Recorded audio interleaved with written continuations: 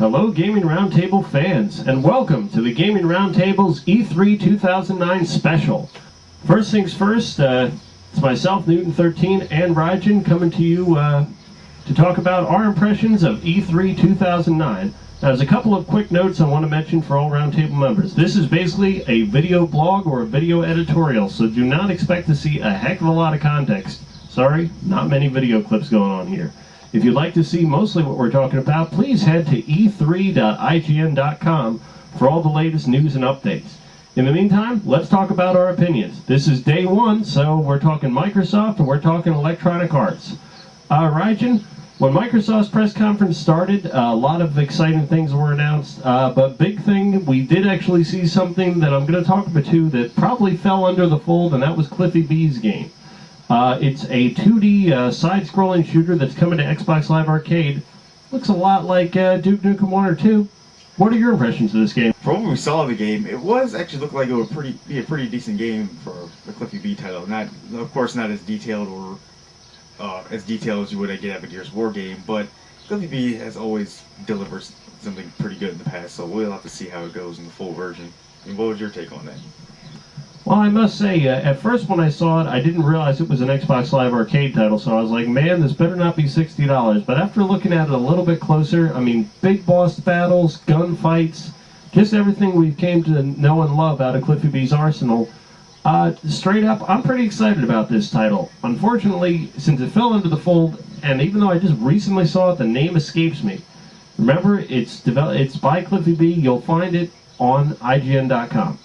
Now for the next announcement. We're going to talk the big stuff now. Ubisoft came in with Splinter Cell Conviction. Yes, it's finally been shown. Yes, we've finally seen some real gameplay on it. Rygen, what did you think of Splinter Cell Conviction? I've never really been a big fan of the Splinter Cell series, but this really has been kind of a long time coming. Splinter Cell Conviction was announced before the 360 even came out. I mean, we got to see a lot more on it for considering how long most of us have been waiting to actually even play it. So, in my opinion, it's probably going to be good. It's the first true next-gen Splinter Cell game, but we'll have to see what they do with it in the full version. What do you think? What do you think Sam Fisher's going to bring for us? Well, personally, when I saw the game, I said to myself, okay, I like the direction they're going in. It looks like it's a lot darker. It's a bit more of a revenge story, so I hope we kind of don't get the Warrior Within concept, if everybody knows what I'm talking about out there. But we're talking dynamic storytelling, and this is really what impressed me. Like, when you saw your objectives, it didn't just kind of appear in a HUD. You would be walking down a hallway, and it would say, go to the left. And it was actually really cool. I mean, it kind of breaking the fourth wall a little bit if you're used to playing, like, survival horror games, but I thought it was really neat, and the only thing that I'm hoping against hope is I hope they fix the multiplayer. I mean, let's face it, Double Agent's multiplayer was a joke. So I really want to see them bring back what we saw in Chaos Theory, or maybe even polish that a little bit further. So let's talk about the next big announcement, or should I say the first big announcement if you want to go by order of the press conference itself. The Beatles Rock Band! Hey, it's the Beatles! Rygen, what do you got? Well, AC/DC Rock Band sold really well, didn't it? Oh, you mean that track pack they were trying to pass off as a standalone game? Yeah. That's basically what Beatles is going to be, right?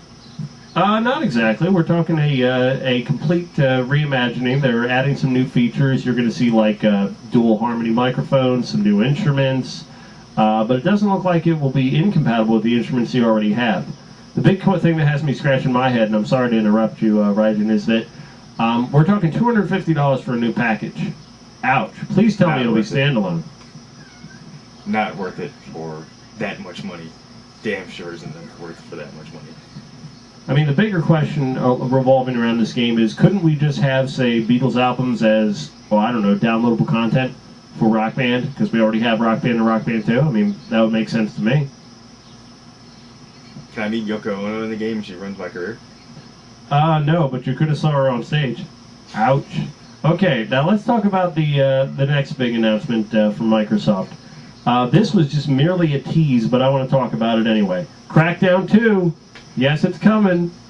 What do you got, Rygen? I'm really looking forward to this one. I'm probably one of the only people that thought I played more of Crackdown than I did the Halo 3 multiplayer beta, and the new storyline looks like it's gonna be good. It kind of looks like it's maybe kind of like a zombie or mutant infection going on in the city, and you have to take it out, which sounds like it's gonna be pretty awesome. What do you think of it? I gotta say, I'm pretty excited. I really thoroughly enjoyed the first Crackdown. To all the people who are trying to snag a new beta key, it doesn't look like the Crackdown 2 is going to include one, or at least they haven't announced it yet. The only thing that makes me scratch my head just a little bit is I didn't see any mention of Real-Time Worlds developing this one. That could just be a false pretense on me. But if it's a different developer, I hope they can deliver what made the first Crackdown great, or even take it a step further. Next big announcement, and this doesn't really require much of an introduction, Left 4 Dead 2. Rajan, talk to me. Only gripe I had with the announcement is Left 4 Dead just came out last year, so we're already getting a sequel to Left 4 Dead coming out in just a few months. But they've kind of already said they're planning more downloadable content for the first one, but who would want to keep playing the first one when the second one's coming out? I mean, seems kind of ass backwards a little bit. I mean, what's your take on the new Left 4 Dead? I would agree with you there, Rajan. A lot of people, I mean, they even just bought Left 4 Dead. I mean, I'm not saying everybody just bought it last week. I mean, I know I bought it around the time when it first came out. I mean, some people received it for Christmas or, whatever holiday you celebrate. It's almost like you just got the game and they're already announcing the sequel that's going to be out this year. I mean, I love Left 4 Dead. I would love to see more maps for Left 4 Dead, and I'm supporting Valve 100% on this one, but it just seems really quick. I mean, is Left 4 Dead going to be the new Need for Speed? God, I hope it isn't. Okay, now let's talk about one more positive announcement, and then we'll dive into the drudges of the Microsoft press conference. The last positive announcement that we saw coming out of Microsoft was Metal Gear Rising. Hideo Kojima takes the stage. Well, Rajan, you like Metal Gear. What do you got for Rising? Well, it was probably already assumed that Metal Gear was going to be coming out on the 360. I mean, but they also, one other mention that they didn't say, they never actually said that Metal Gear Rising would be exclusive to the 360. They just said, oh, Metal Gear is finally coming to the 360. As for what I think how the game's going to be, it seems like it's going to be an in-between game of 2 and 4. It's based on Raiden while he's still in the Cyber Ninja outfit. Because, spoiler alert, and then at the end of 4, you know what happens to Raiden. But if you played through the entire game, but it's still probably going to be good. Has Kojima ever let us down? I can't say he has yet, and I want to say that as soon as I saw this, we just got to. I'll make it simple for all the roundtable members out there. There's a very simple equation: Raiden plus cool ninja costume equals awesome. Let's hope it's as good as it looks like it's going to be. Well, we gave you all the good news. Now let's dive into the drudges. The new entertainment concepts. Now, here's the positives. Netflix, you're going to be able to stream your media and check select your movies actually on your Xbox now. That's pretty awesome. You're going to be able to also use your avatar in party system to share your movies, finally, and also to share your music. And for the two people that care, Last.fm. I know. But, yeah, Last.fm. Anyway, let's get into the other stuff. Peter Molyneux's big announcement, Milo, with the talk to it and give it pictures and flip it off. I don't know. Go ahead.